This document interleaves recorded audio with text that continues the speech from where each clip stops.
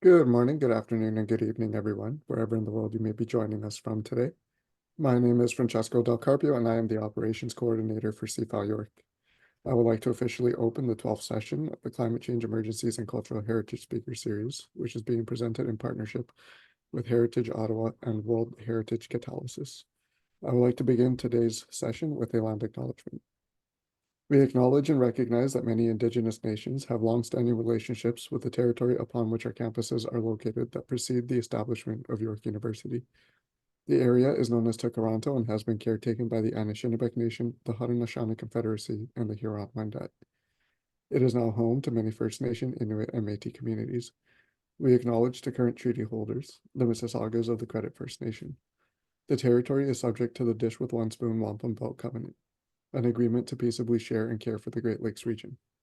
As this is an online event and our participants may be joining from various locations, I strongly encourage you to learn about the traditional land upon which you are located. With this, I welcome our moderator, our speaker, and our participants from around the world. Welcome to our webinar. Without further ado, it is my great pleasure to introduce our moderator, Dr. Bruno Geneto. Dr. Geneto is a professor at the L'Orientale University of Napoli, teaching Iranian art history and archaeology and Central Asian art and archaeology. Since 2013, he has served as the director of Series Major in the Department of Asia, Africa, and the Mediterranean. Dr. Geneto has served as director of the Italian Archaeological Mission in Azerbaijan since 2016, the Italian Archaeological Mission in Uzbekistan since 2008, and served as the director of the Italian Archaeological Mission in Iran from 2013 to 2014, and in Hungary from 1983 to 1997. He was also the vice director of the Italian Archaeological Mission in Turkmenistan from 1989 to 1994. As of 2000, Dr. Geneto has been a member of the advisory board of the journal Ancient Civilizations from Scythia to Siberia. In 2003, he became a member of the permanent liaison committee between European and Japanese archaeologists to facilitate archaeological research by non-nationals in Asia. Dr. Geneto has several fields of interest, including Iranian archaeology from the Iron Age to the Islamic period, archaeology of Central Asia from the Iron Age to the early medieval time, archaeology of the nomadic steppes peoples from the Iron Age to the early medieval time, and archaeology of the Silk Roads and archaeology of the early medieval period in the Mediterranean, Eastern Europe, and Central Asia. Dr. Geneto, thank you very much for moderating today's session. The floor is yours. You're welcome. Well, good morning and welcome everyone to the Climate Change Emergencies and Cultural Heritage Speaker Series Session 12. Today, the speaker of our session is Constanze Fuhrmann, and in greeting her warmly for being here with us, I'm going to introduce her and her activities. Constanze Fuhrmann is the head of Unit Environment and Cultural Heritage at the German Federal Environment Foundation, DBU. Prior heritage-related roles include working at the Fraunhofer Office Brussels, Cultural Heritage and Sustainability Network, the Fraunhofer Institute for Computer Graphics Research, IGD, and the Competence Center for Cultural Heritage Digitization. Constanze Fuhrmann is a trained conservator with an MA in Art History, Medieval History, and Cultural Studies from Technical University and Humboldt University Berlin, Germany. She also holds a MSc degree in Sustainable Heritage from University College of London and is also member of numerous expert committees. The title of the lecture Constanze Fuhrmann is going to present now here is Climate Change and Cultural Heritage in Germany, Current Perspective and Responses. Please, Dr. Constanze, you have about 40 minutes for your lecture. Please, thank you. Yeah, thank you very much. I'm just about to set everything up. Can you see my slide? Also in full screen? Yes, I see very well. Okay, perfect. Yeah, so a good morning to everyone, and thank you very much for the kind introduction and for the invitation, which I greatly appreciated. I'm always very excited to speak about a topic that is close to my heart, and that is the profound impacts of climate change on cultural heritage in Germany. as we tackle the challenges brought by climate change, it's actually crucial to figure out how we can adapt, educate, and advocate for the preservation of our heritage. And for this, I'd like to present inspiring examples from practice in Germany that highlight the importance of our collective effort. But before I start, let me provide you with some background information on my foundation, the German Federal Environmental Foundation, in short, DBU, because I assume that not everyone here will be familiar with it. So the DBU is one of the biggest foundations in Europe, and it's actually one of the largest environmental foundations in the world. And according to our mission, we fund innovative projects for the protection of the environment, a total of around 11,000 so far.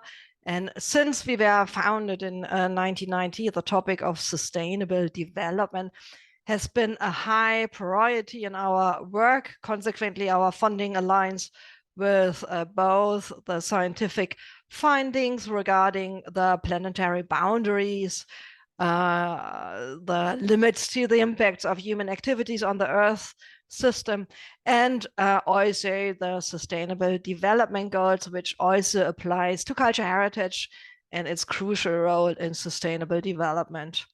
And here we have funded around 870, 80 projects, all addressing innovative approaches to preserve historic buildings, museum collections, parks, gardens, etc., that are endangered by any kind of man-made environmental factors, such as climate change. So why are we actually in our foundation concerned with cultural heritage and sustainability?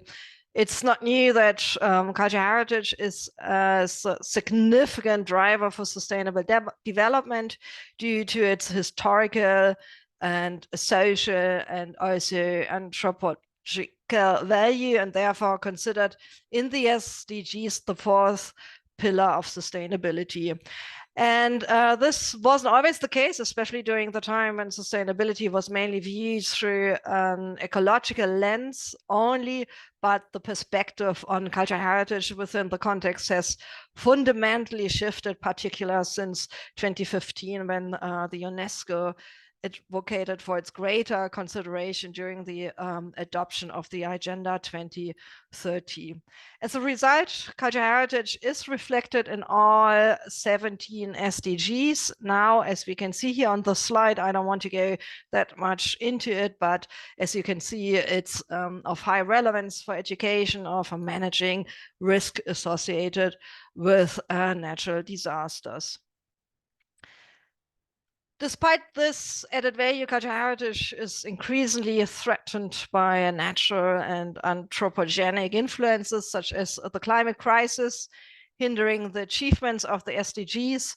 And the situation is indeed so urgent that relevant heritage organizations and UNESCO declared a state of emergency as early as 2019. We know from climate science and from downscaling climate models that preserving many cultural heritage sites will simply not be possible, preserved at higher rates of warming, and the adaptability of historic sites will also be massively limited. And we also know that according to current climate research, extreme weather events will occur much more intensely and frequently.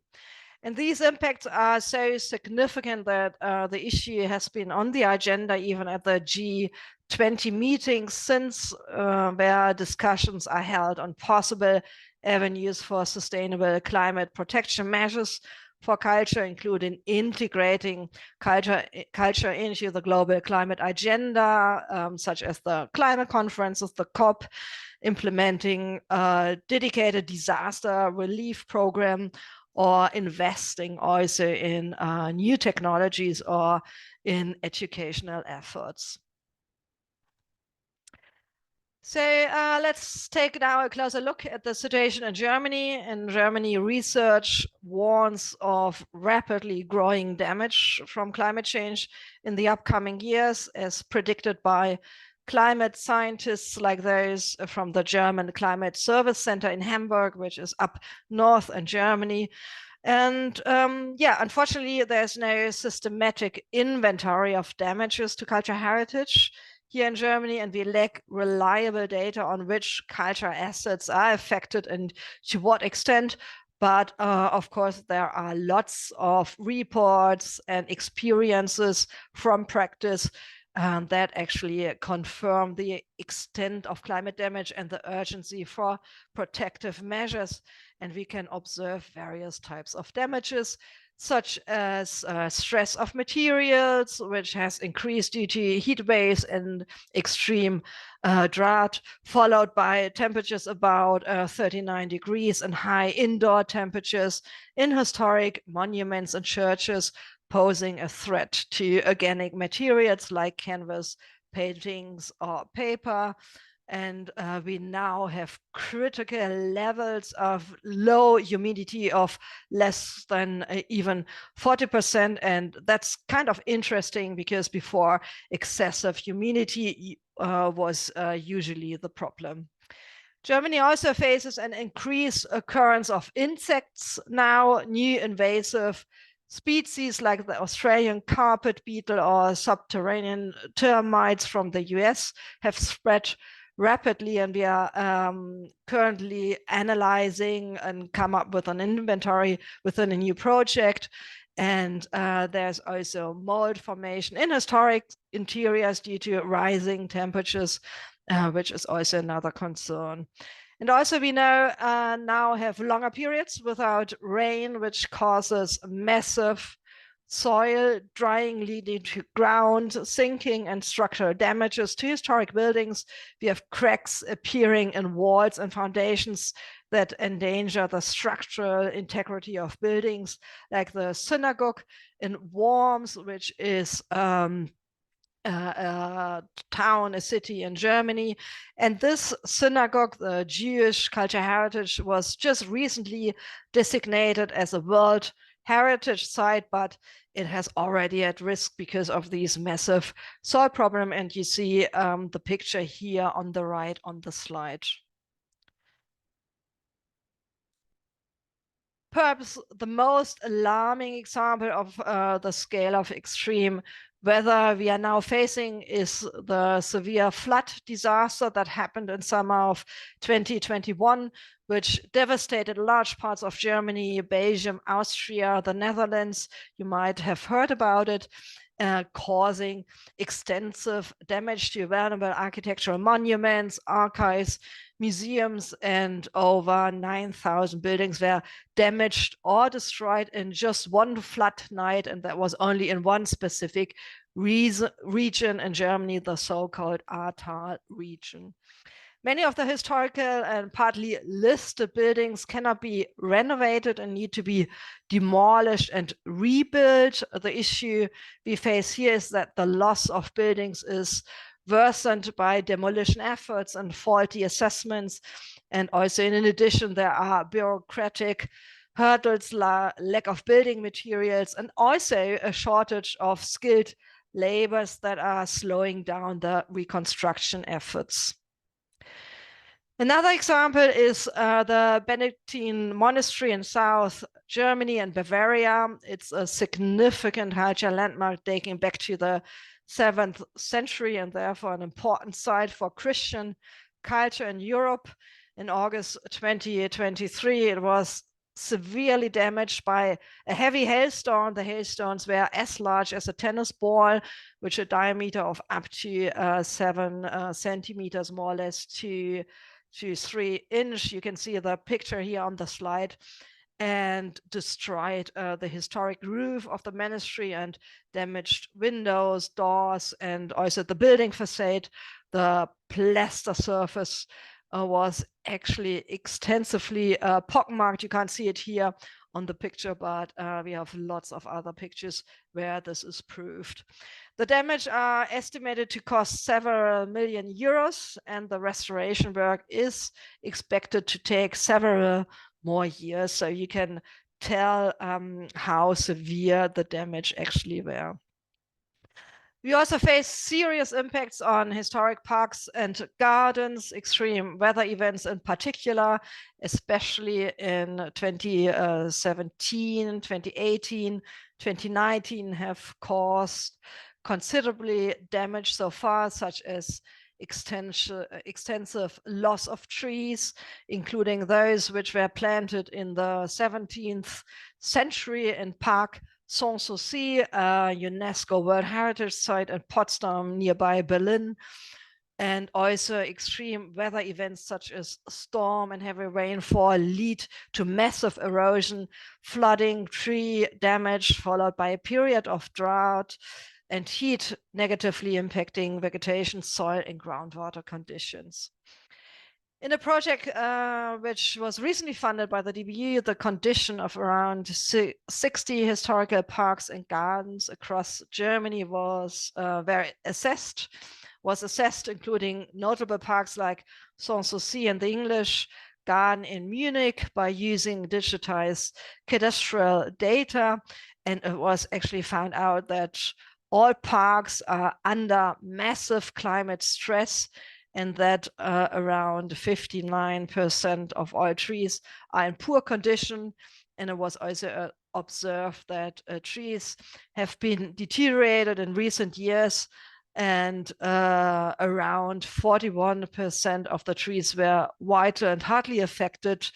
And I think that's quite a lot, because we actually found also out that the overall health of the plants is actually declining almost in all parks that were examined. This is significant, or it's actually a significant financial challenge when we consider that we have around 15,000 registered garden monuments in Germany that acquire preservation. So you can actually tell the amount, the financial burden we have here when it comes to conservation and preservation efforts. So as our world grapples with the challenges of a changing climate, it's crucial that we consider how cultural heritage can both adapt to and mitigate these changes, and that is with three key approaches, which I find important to focus on now more in detail. That's driving climate adaptation, enabling education, and informing policy. Through these approaches, we aim to not only preserve our rich cultural legacy, but also foster resilience and sustainability for future generations. So let's delve now into each of these approaches and explore their significance in addressing the complex intersection of cultural heritage and climate change. Let me come to the first, climate adaptation. The accelerated degradation of loss of different types of cultural heritage requires proactive climate adaptation to increase resilience and minimize damage, while maximizing the benefits of cultural heritage for present and future generations. In view of the great damage that warming is already causing today, adaptation must be planned quickly and also for the long term if it's to be successful. This is a matter of urgency when we look at the rapid pace of which climate change is progressing. We only have to look at the latest assessment report of the IPCC, the Intergovernmental Panel on Climate Change, to realize this urgency. It actually confirms once again that climate change has disrupted human and natural systems, and it is the decisions and measures taken over the next 10 years actually that will determine the extent of this. In this context, I would like to address the following: the way cultural heritage is understood in the climate crisis has changed significantly in recent years. The focus has traditionally been on protecting cultural heritage from the impacts of climate change, mitigation strategies, preserving vulnerable buildings or cultural landscapes from extreme weather events, and safeguarding museum objects from rising humidity and overall higher temperatures have always been at the forefront. But what has actually increasingly emerged in recent years is that cultural heritage itself can also be a part of the solution to addressing the climate crisis. This means that there's now a stronger emphasis on how we can utilize actually historic building materials, existing cultural landscapes and museums to effectively respond and adapt to the consequences of the climate crisis. Cultural heritage holds immense potential to drive climate actions forward. Building renovation, circular economy, biodiversity, these are key aspects to be mentioned. Preserving historical buildings is actually crucial for minimizing the material and energy intensity of the construction sector.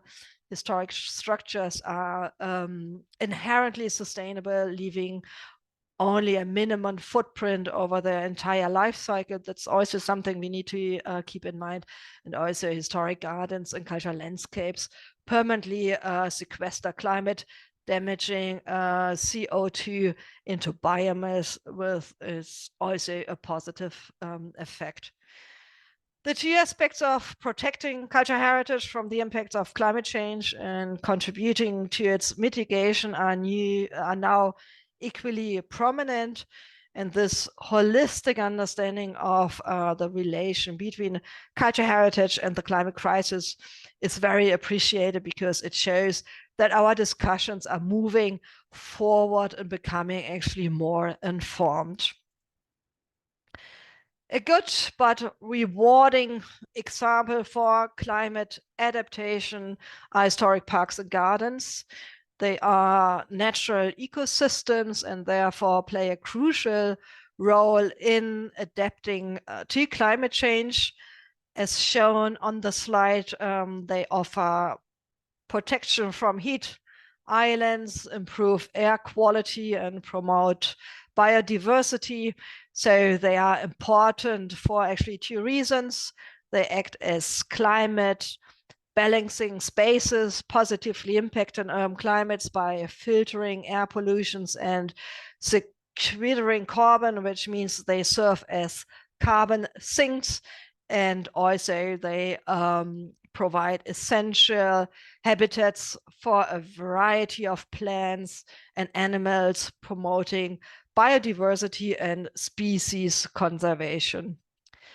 At the same time, climate change presents new challenges to the practice of preserving historical parks and gardens. We are faced with numerous questions ranging from scientific and art, historical to horticulture and economic aspects, such as climate scenarios for gardens, ecologically informed maintenance strategies, tree adaptation to climate, transitions to climate resistant tree species, etc. We can actually already draw on vulnerable experiences that enable us to respond to these challenges, experiences that we have gathered in many DBU projects. Since the beginning of 2010, we have been able to investigate various approaches and solutions related to ecological processes, revitalization of tree populations, and water and pest management. So there are a lot of research projects going on. And I now would like to highlight one very important and recent example for meaningful adaptation measures is the project you can see here on the slide, where we develop action strategies for climate adaptation. We aim to explore how initial adaptation measures can be integrated into a comprehensive strategy. The background of the project is that we already have extensive knowledge about horticulture and park management, but this knowledge, unfortunately, is only partially published and analyzed. So the aim is to disseminate this knowledge widely and facilitate cross-administrative exchange. And this is being done as part of a nationwide inventory of best practice examples that should be generated here. In view of the dramatic effects of climate change, proven approaches such as new planting, modified cultivation techniques, innovative soil improvements, and water management measures are being systematically evaluated here in the project, taking current climate projections into account. So against the background, the project is relevant for two aspects. Actually, firstly, it pursues a novel approach by linking practical operations with scientific expertise, which is unique. So we combine maintenance facilities with heritage conservation administrations. And secondly, the project is of high environmental relevance because it addresses the SDG 13, encompassing both climate protection and specific adaptation goals, and contributes to environmental relief and biodiversity, which is in line with the Agenda 2013. Let me now address the important role of education for sustainable development, in short, ESD, particularly in terms of preserving our cultural heritage and addressing the climate crisis. For those who are not familiar with ESD or Education for Sustainable Development is a big campaign run by the United Nations and backed by UNESCO since 2020. This campaign aims to empower individuals to think and act in a sustainable way, to help them understand how their actions affect the world and to make responsible decisions. And the campaign brings together a diverse range of stakeholders in order to initiate and sustain sustainable development processes, both locally, but also on a global level. And the key focus of this campaign is to contribute to the achievements of the SDGs, particularly SDG 4.7, which aims to ensure that by 2030, all learners acquire the necessary knowledge and skills for sustainable development. ESD includes all kinds of learning activities. This also includes educational measures to tackle climate change, educational measures that actually help people understand and deal with the effects of climate crisis by providing them with the necessary knowledge and skills. But ESD also means education for and with cultural heritage, which means using heritage sites as places of learning to sensitize people to sustainability and climate change. It also means educating people about the threat to and the protection of heritage, and talking about the added value that heritage itself can actually bring to climate protection.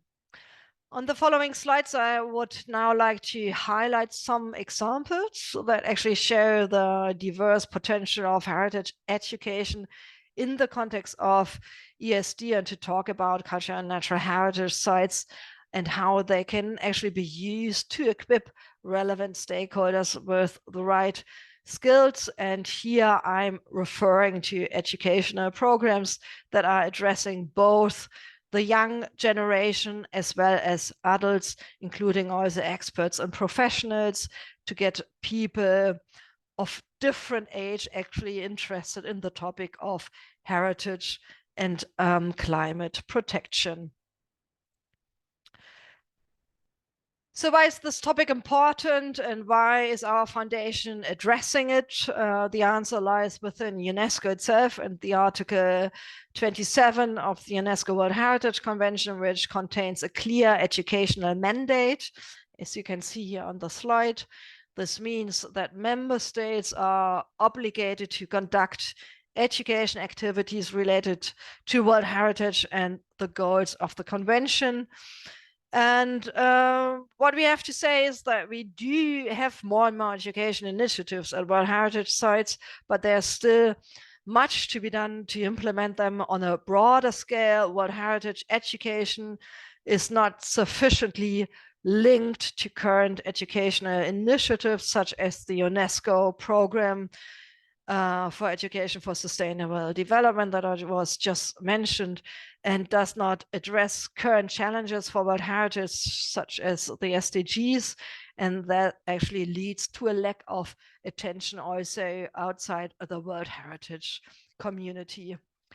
Despite the widely recognized educational value of World Heritage sites, there's also a lack of meaningful integration with UNESCO's internal programs such as ESD for 2030 and the UNESCO World Heritage Education Program. So that's also an issue here.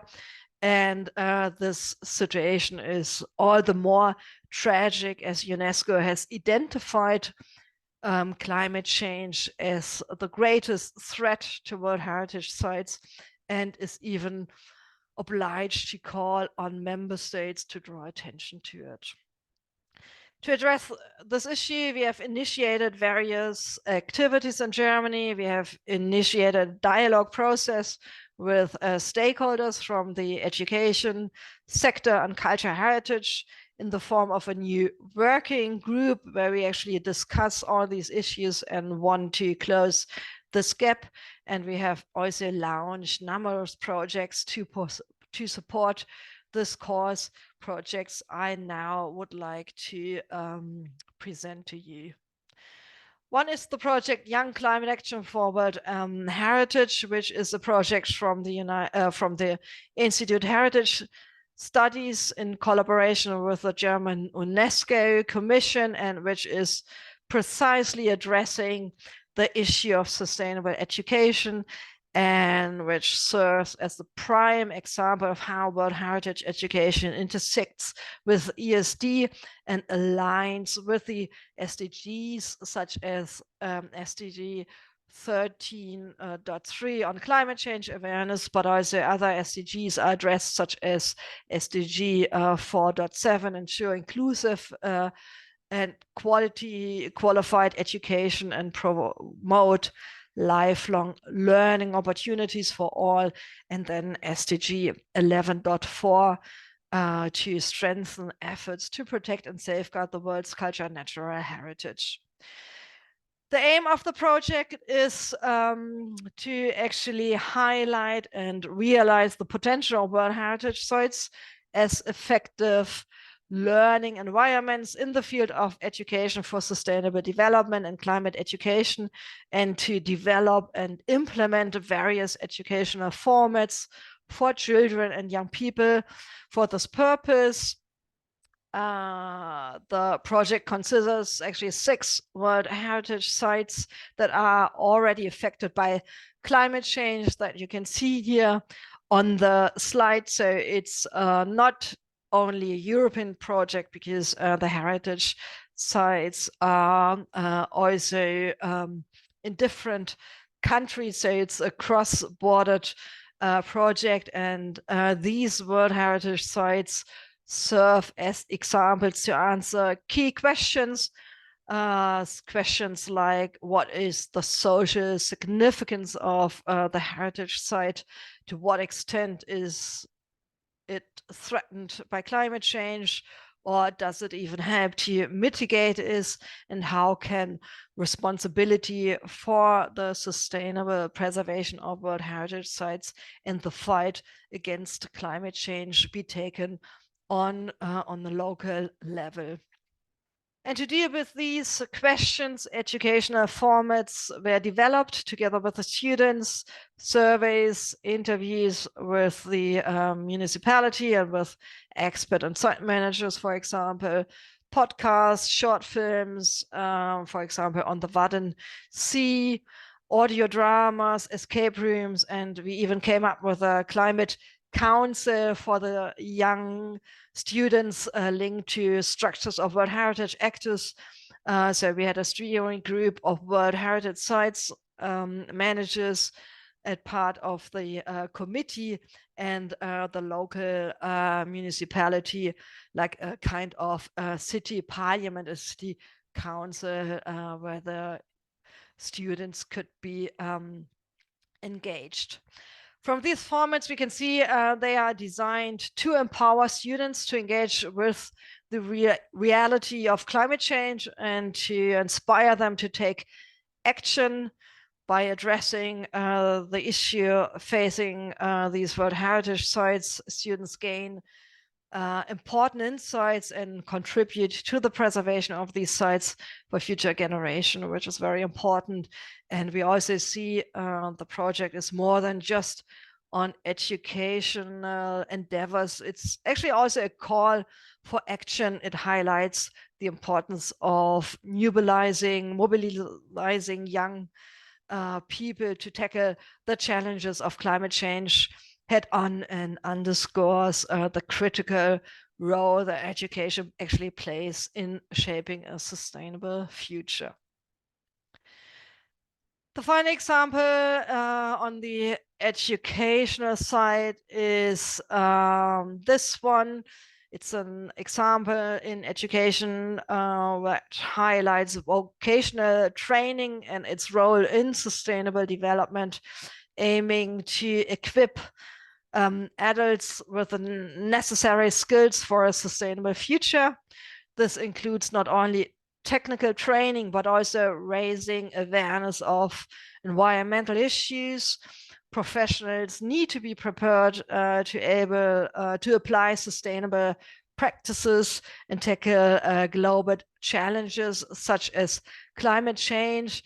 And that is an urgent need for professional training in heritage conservation, on climate protection and resource conservation.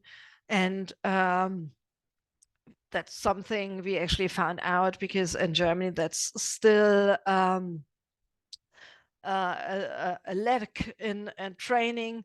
And to address this gap, a training program was developed by the Historic Preservation Office in Lower Saxony in Germany, that actually targets professionals in cultural heritage, such as architects, engineers, and craftsmen, and also administration, heritage administration, to foster competencies.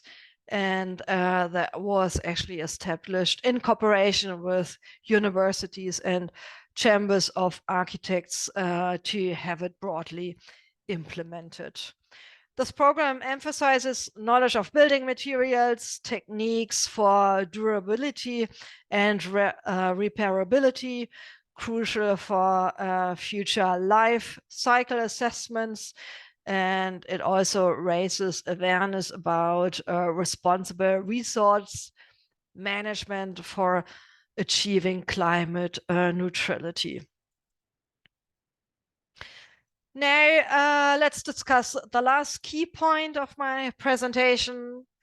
Why is it important to get politicians involved in this matter? The climate crisis has devastating impacts on our cultural heritage. I explained that before, and we've had many fascinating presentations also during this conference series. But it's not just about physical damage and about losing local knowledge. It's also about how this challenge has been dealt with in the climate debate and policy to date.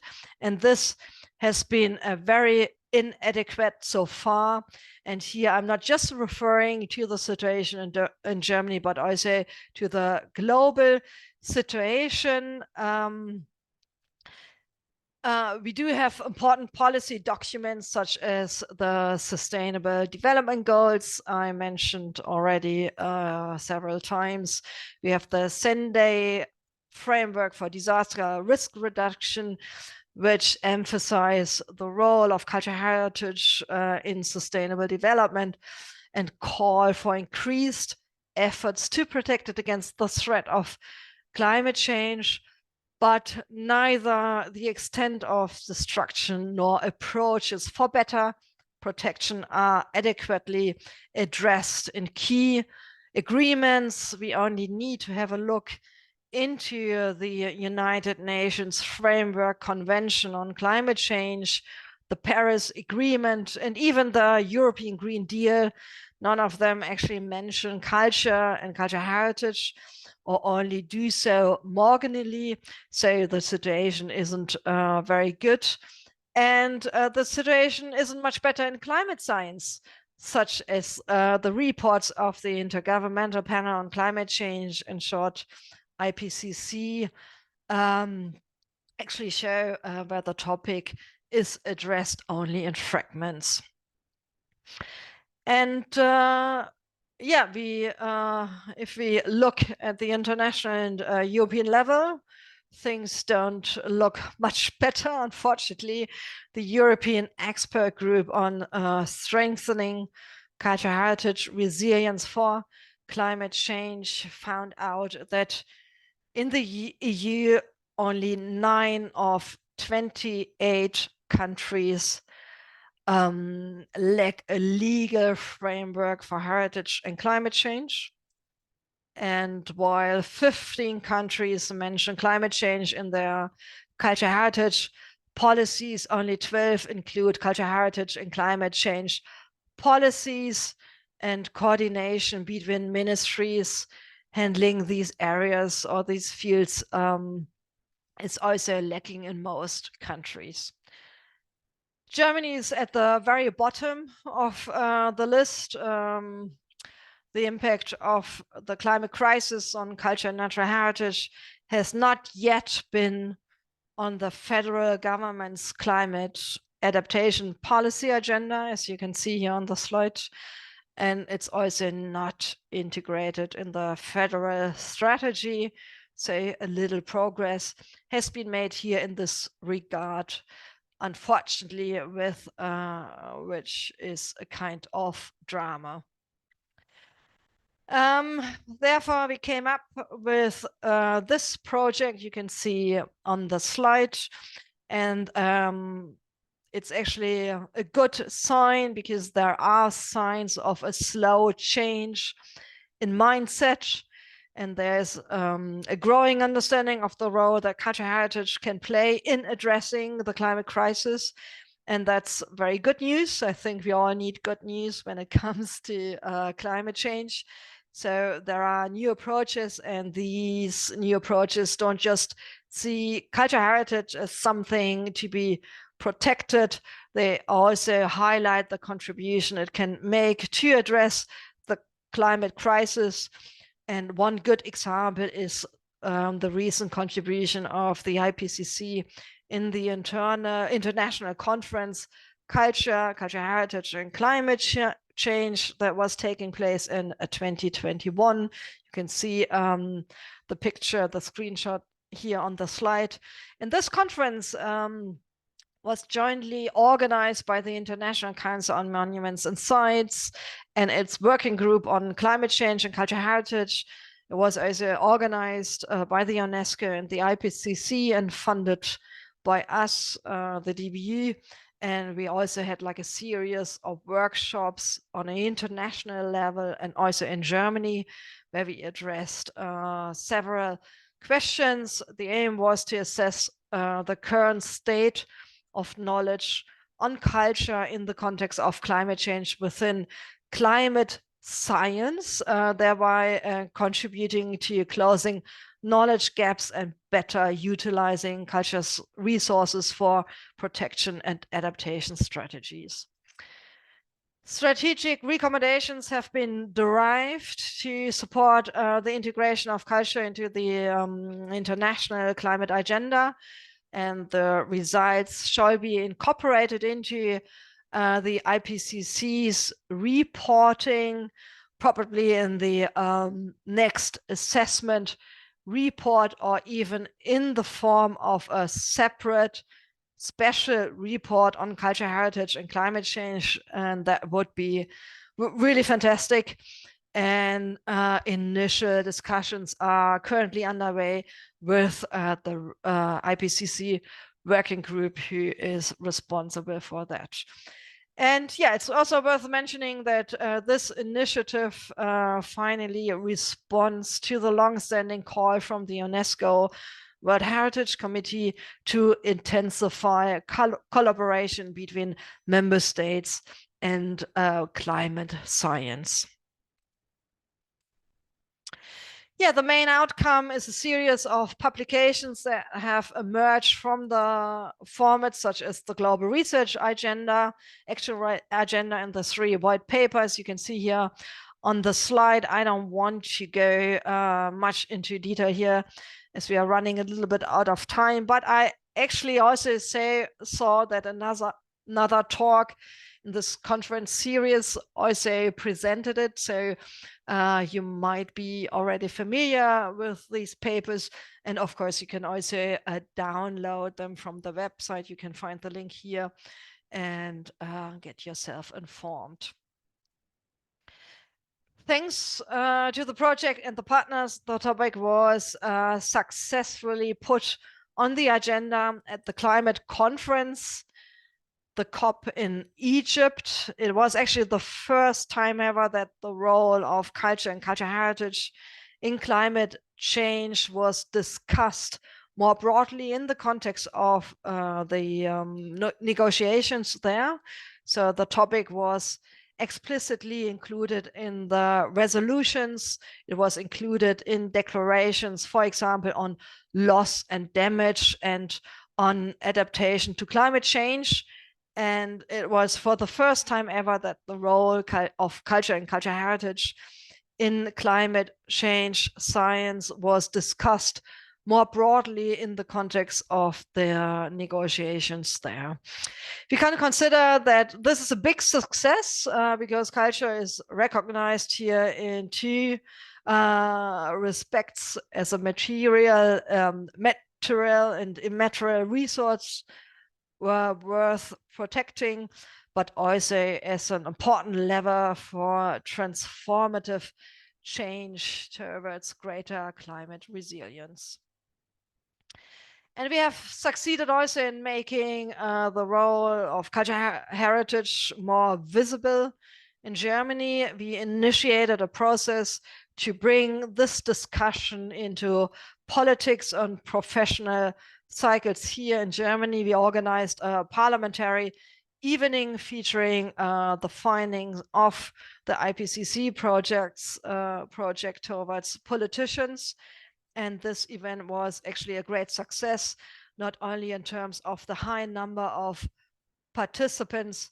One important outcome was that the Federal Ministry for the Environment and Nature Conservation in Germany initiated a process to incorporate cultural heritage into the national climate adaptation strategy that is currently being revised. And this process is currently being revamped, and the timing is just ideal to address the issue here, and we are very happy about it. In addition, we were also able to sensitize the Ministry of Culture to the topic, and a contact point for green culture was recently set up to deal with sustainability in museum. And you can see here on the slide the picture of our culture ministry, the lady in the middle in red, who is responsible for that. Yeah, I hope you have gained a good overview of what appears particularly necessary at the moment to stop the accelerated decline and loss of various types of cultural heritage.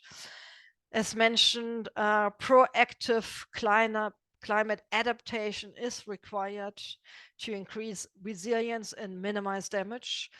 And that means not only reducing harm, but also sizing the opportunities associated with the current or future impacts of climate change. We need more concrete actions and implementations here. We have learned that there's an urgent need for actions that prioritizes everyone's actions against the climate crisis, for example, in the field of education, environmental education here, training the young generation and experts is important to better utilize the potential of culture in addressing the climate crisis, because we only need to look at the developments of the climate conferences to understand that we can no longer just wait for politics and diplomacy in climate protection. And yeah, it's also important to strengthen the role of cultural heritage in climate discourse, the importance of adaptation policies to climate change in connection with cultural heritage is increasingly being discussed, but it's slowly making its way into politics, practice, management guidelines. So here it's important to highlight the potential that cultural heritage offers for shaping meaningful climate policies, and that's crucial actually for maximizing the transformative power of culture and cultural heritage.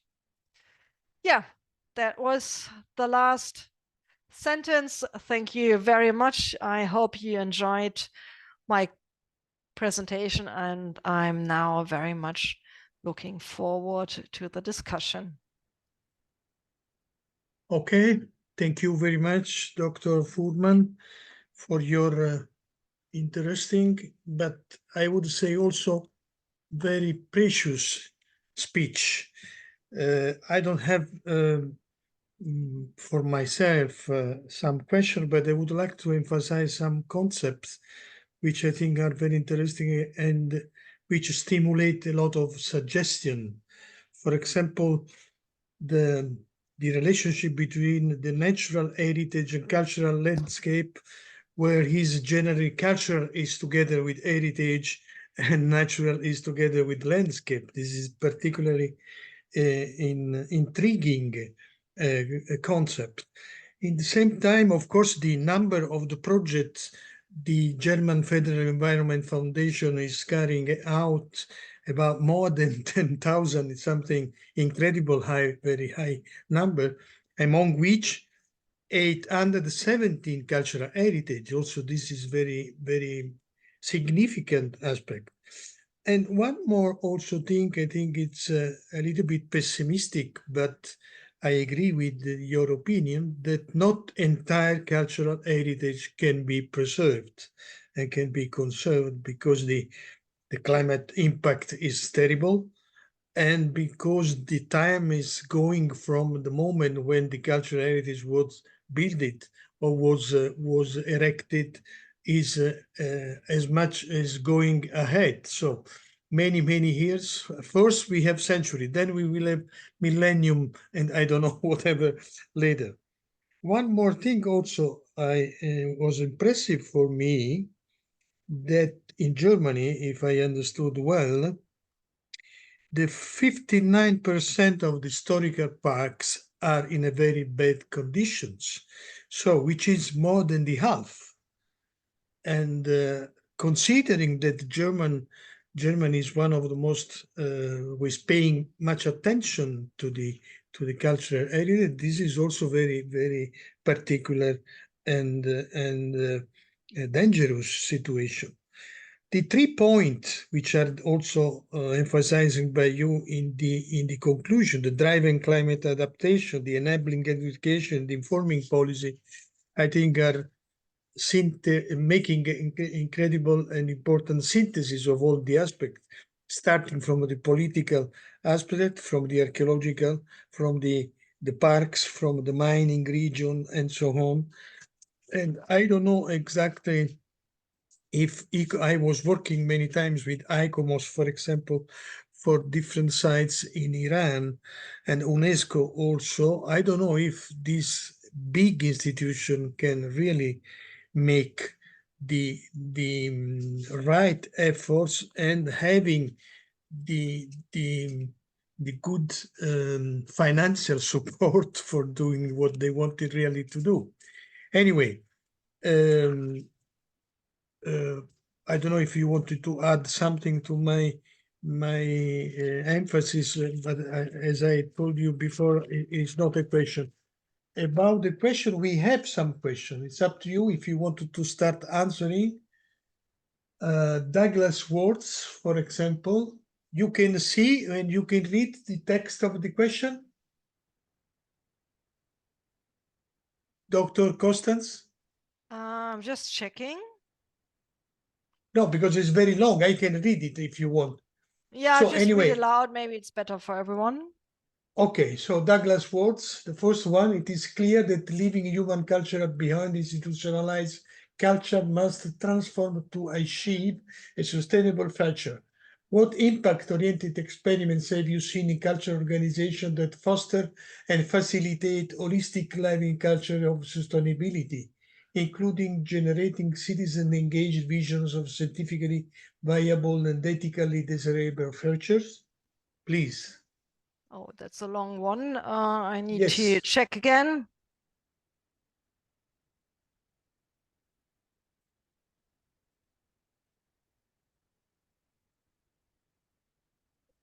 What do you mean by living cultures of, yeah, true.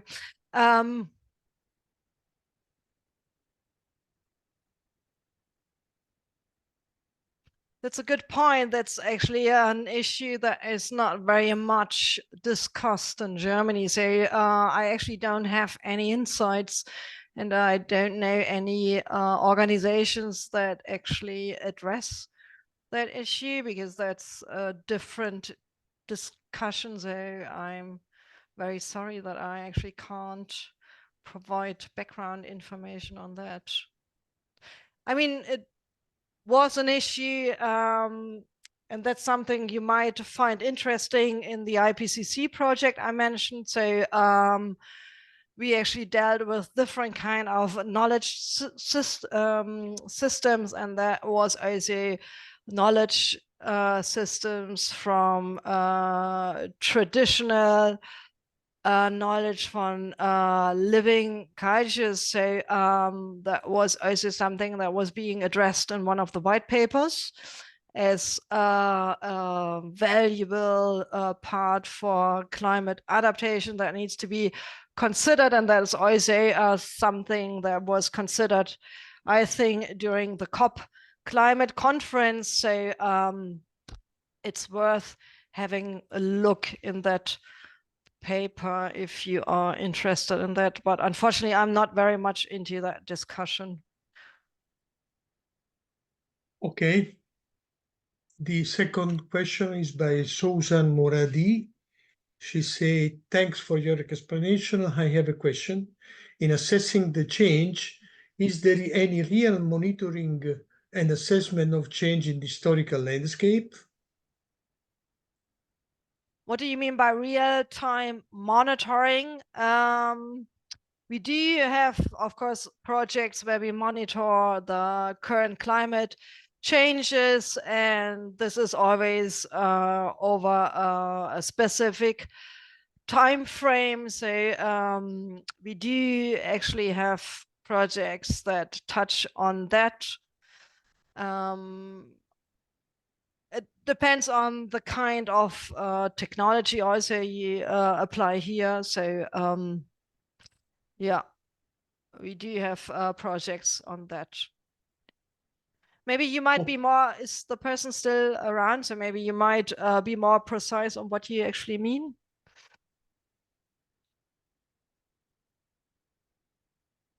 Susan Moradi, you should add something.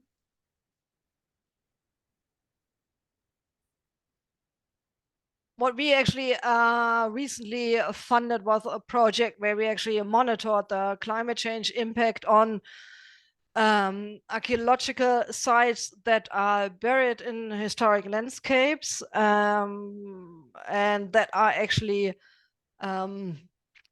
endangered by farming techniques. That's something that is also very interesting always for us at the foundation, because what we always try to do is to combine different kinds of disciplines where there might be a dilemma, for example, to combine historic preservation, heritage science with I don't know, any kind of other discipline, be it farming, or we also had a project where we actually monitored how archaeological sites are preserved in peatland restoration, and how cultural heritage science can be integrated in nature conservation, because we always have a kind of conflict in the practice, because there are several disciplines working together. Some always want more or less the same thing, like the good thing, but there is actually no dialogue in practice, so it's sometimes difficult to have them at one table. So that's also something we consider. Okay.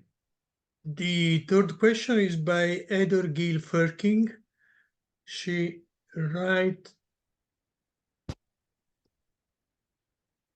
oh, there is some addition by Susan Moradi. In education programs, the training educational programs are run only by UNESCO associated school or institutions? No, not necessarily. Like, the projects are introduced, we had the UNESCO involved, and also the UNESCO schools. You know that UNESCO has a school system. But there were also like normal schools we actually do our educational work with. So it's not necessarily related always to UNESCO, which is good, because like having the UNESCO school system is more or less like limited on a specific network of schools, the UNESCO school network. But that is more like a closed shop. It's just a selection of school. But what actually we want to do with our work is to address the whole society, and that also includes all kinds of schools in cities, towns, local areas. So we also do a lot of training and education programs, not only in the heritage field, but also to different topics that are related to environmental issues. And there we usually include all kinds of schools. Does it answer your question? No, there was another one, but now disappeared. I cannot read it. I don't know. Okay. It's Please. somehow got marked as answered live, so it's just in the answer section, but I'm happy to read it. So the question from Douglas Schwartz is, it is clear that living human culture, oh no, sorry, that was not it. It was is the third from one, Heather wasn't it? Guilford. Yeah, I found it here. Sorry about that. They said it was a wonderful presentation and the work that your group Yeah. does is excellent.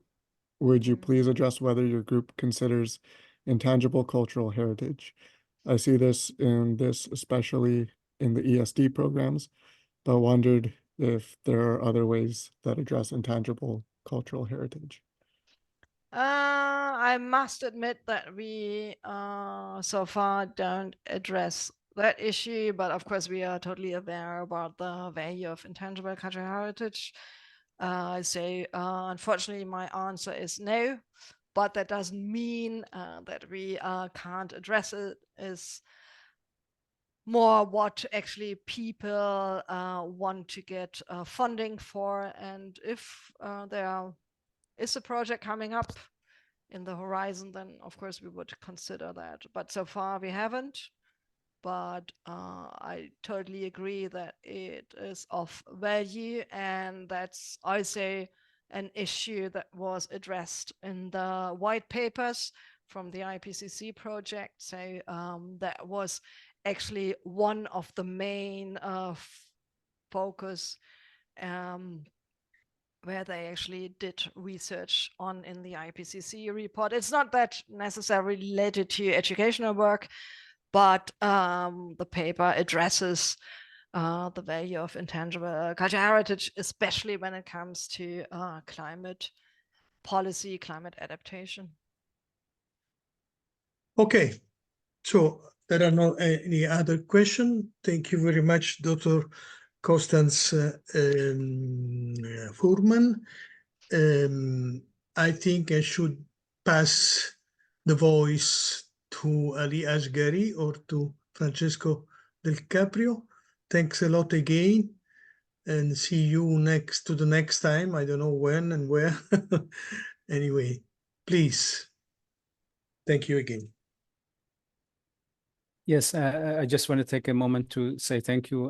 This was very insightful and informative presentation, and like previous ones, thank you all for joining us. And I have Francesco here mentioning about our next session. And thank you, Bruno, for moderating this session. Great. You're welcome. Thank you to too. have you here always. Thanks. Yeah, thank you very much. Just quickly like to echo my thanks. Great presentation. Thank you very much for putting that together for us. And Professor Genito, thank you as well for moderating. And to You're everyone welcome. in the You're audience welcome. for being here. We appreciate especially those who are able to stay a little past the allotted time. So just very quickly, I just want to share our next session. So as some of you may know, this is a monthly speaker series now. So our next session will be June 3rd, same time, 12 p.m. to 1 p.m. Eastern Daylight Time, with our speaker being Fergus McLaren, who is the president of the Comos International Cultural Tourism Committee, who will be speaking on destination resilience challenges facing African World Heritage Sites and applying climate change mitigation and adaptation approaches to tourism planning and management. So if that is of interest to you, or if you know anyone in your network who would be interested, please feel free to share this session or the series with them. As always, registration is free and open until the very last session. So with that, just one last big thanks to everybody. I think we could end Thank the you very session there. much again. See you Yeah. next